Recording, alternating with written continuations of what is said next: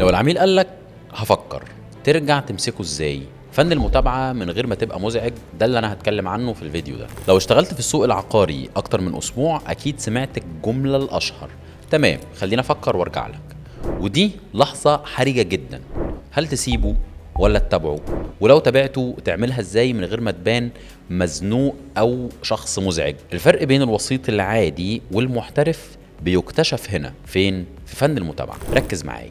اول حاجة لازم تفهمها: العميل مش بيقول هفكر لانه بيرفض، هو بيقولها لانه محتاج وقت يراجع نفسه، عنده التزامات تانية، مستني عرض تاني، خايف ياخد قرار كبير بسرعة، او ببساطة حاسس انك استعجلت عليه. طيب تعمل ايه؟ تبدأ بالمتابعة من لحظة ما قالك هفكر، لكن مش برسالة تقوله فيها طب ها قررت ايه؟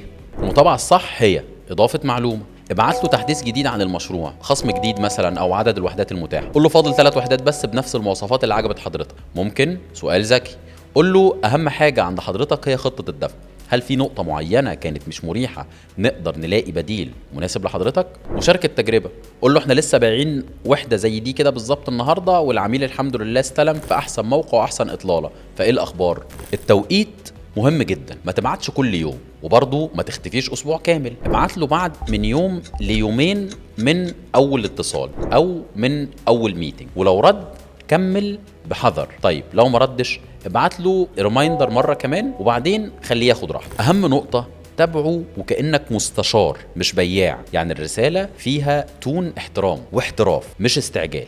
خلي هدفك تحل المشكلة مش تقفل الصفقة. والأجمل لما العميل يحس إنك بتتابعه باهتمام حقيقي، هيمسك هو التليفون وهو اللي هيكلمك في النهاية. المتابعة مش نهاية المكالمة، دي بداية علاقة ممكن ما تخلصش بصفقة دلوقتي حالا، لكن تفتح لك باب لصفقات تانية بعد شهر أو شهرين أو سنة. طيب في الحلقة اللي جاية هنتكلم عن المهارة اللي بتخلي العميل يقولك أنت الوحيد اللي فهمتني. إزاي تكتب ديسكريبشن او وصف عقاري يخلي العميل يتخيل نفسه جوه الوحده بتاعته، وازاي بوست مكتوب صح ممكن يبيع اسرع من 1000 مكالمه. تابع السلسله، لان اللي بيتابع صح هو اللي بيبني سوقه صح.